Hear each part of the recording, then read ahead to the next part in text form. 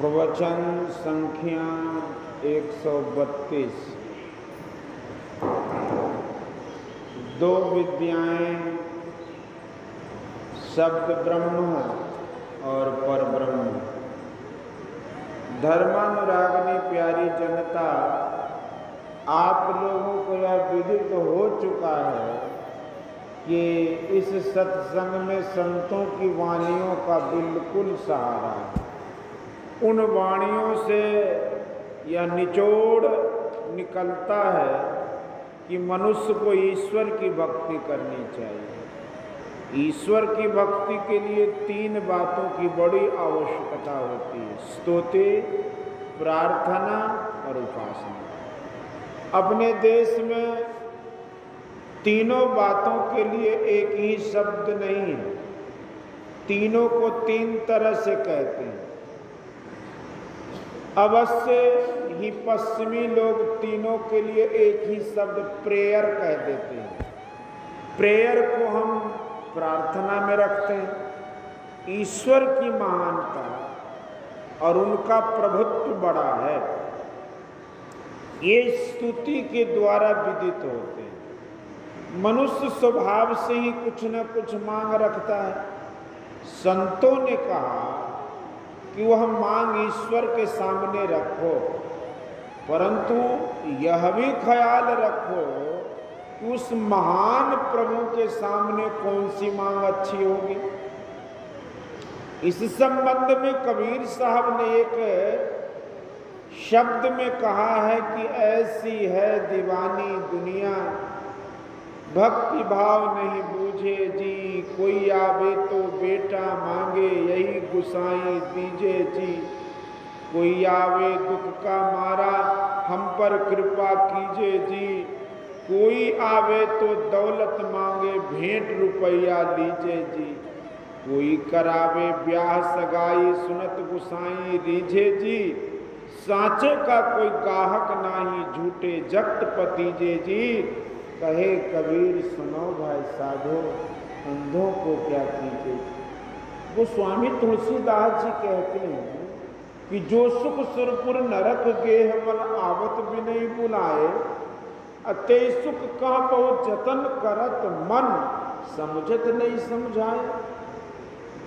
इन चीजों के लिए प्रार्थना अल्पज्ञता से ही की जाती है। ज्ञान बढ़ने पर तो गुरु नानक की वाणी में वसुधा सपत दीप है सागर, कड़ी कंचन कार धरी जय।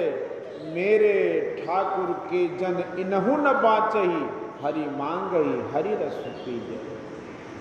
जिस मांग से सब प्रश्न समाप्त हो जाए, ऐसी मांग मांगो। ऐसा नहीं कि एक मांग पूरी हुई फिर दूसरी की आवश्यकता हुई। मांगो यह कि प्रभु ऐसी कृपा करो कि सिमटाओ हो और तुम्हारी ओर चल पड़े।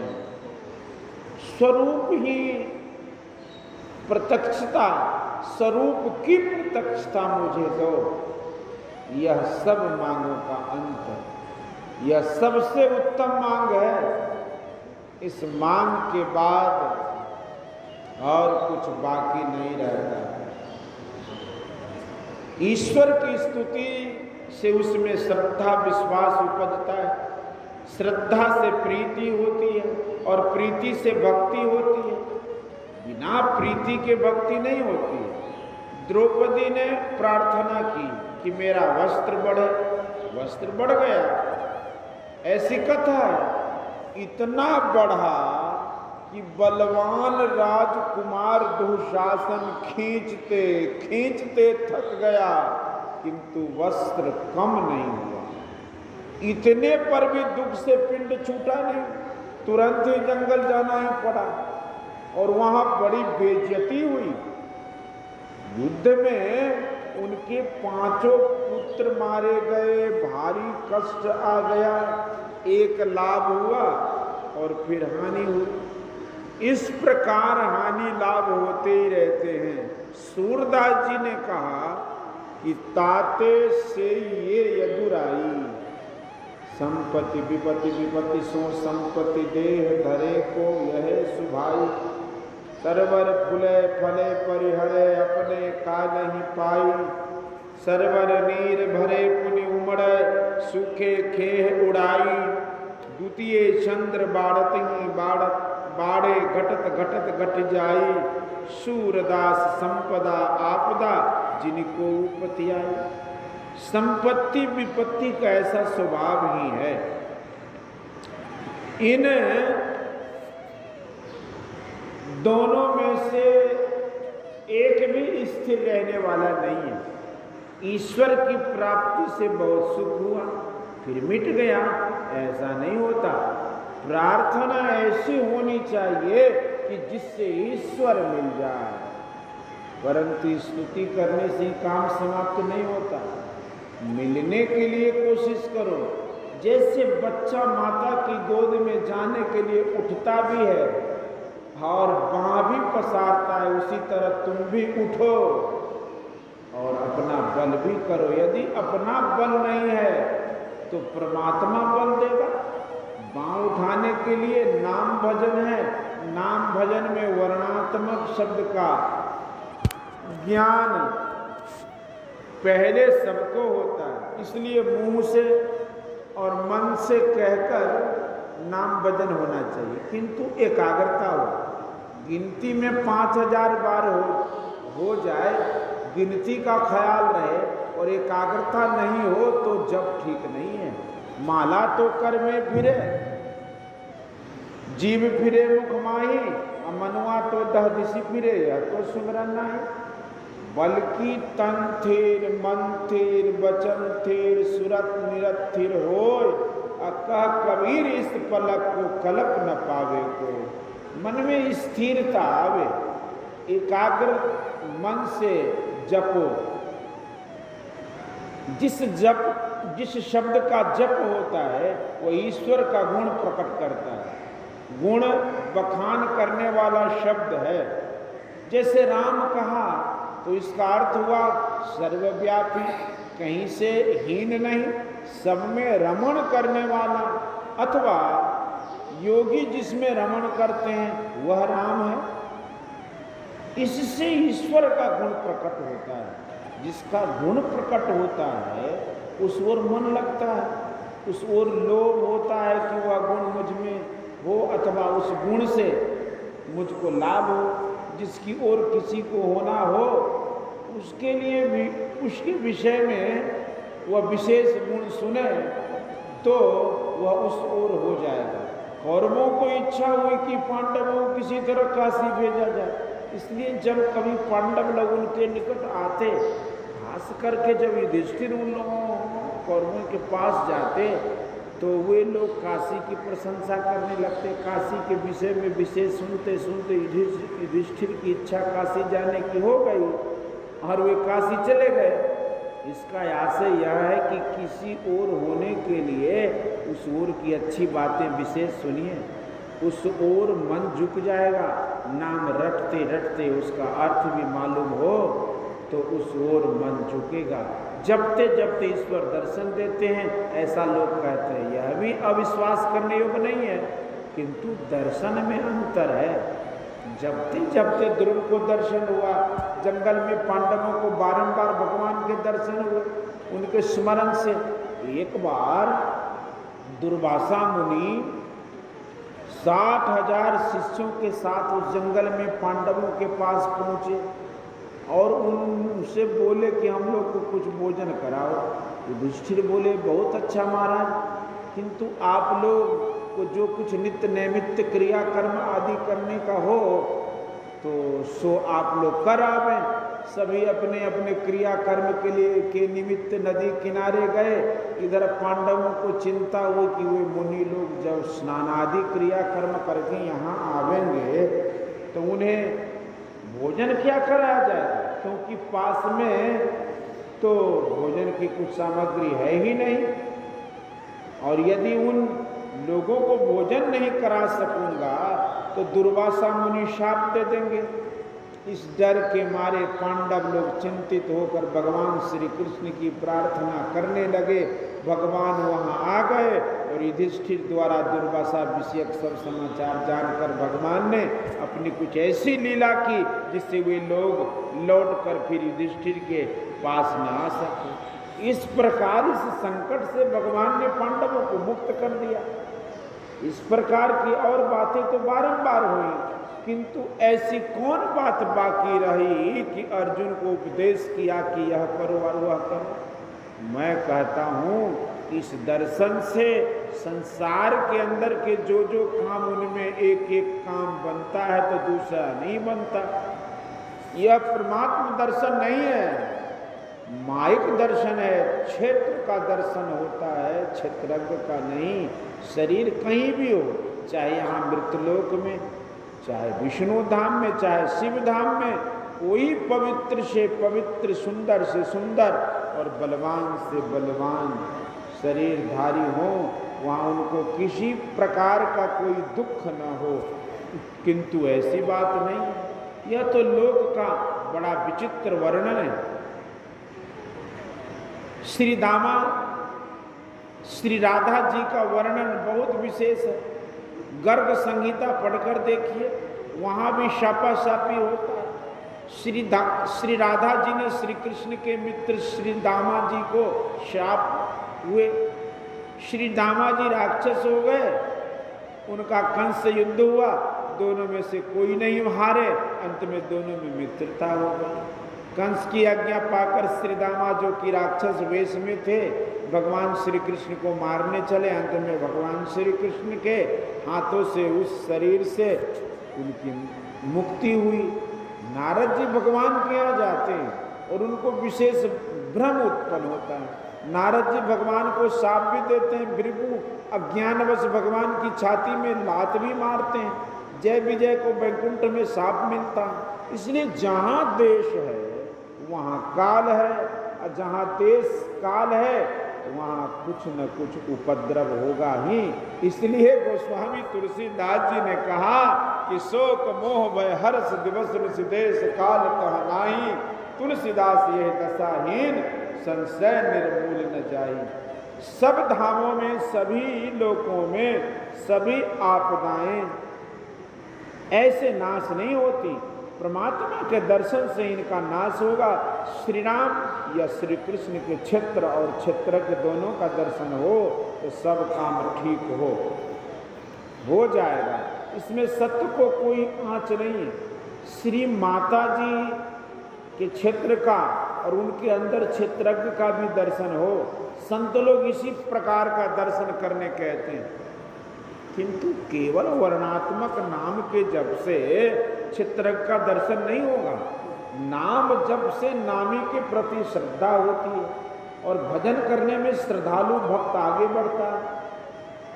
भगवान के क्षेत्र रूप का दर्शन भी बड़े भाग्य से मिलता है और उनके क्षेत्रज्ञ स्वरूप का दर्शन हो तो काम ही खत्म हो जाए। जिस ईश्वर को सर्वव्यापी कहते हैं उन वर्णात्मक शब्द में ही व्यापक हो और ध्वन्यात्मक में नहीं, यह कोई बात नहीं। शब्द केवल वर्णात्मक ही नहीं, ध्वन्यात्मक भी है। विद्वान जानते हैं कि शब्द दो तरह के होते हैं, सार्थक और निरर्थक। निरर्थक का अर्थ बेकार नहीं, अर्थ रहित है।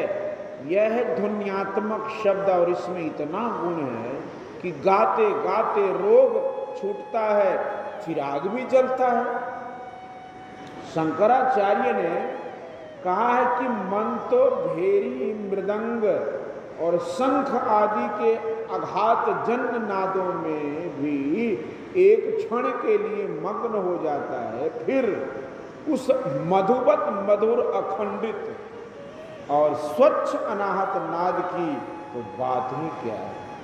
प्रबोध सुधाकर उन्होंने योग तारावली में नादानुसंधान की स्तुति की है। नादानुसंधान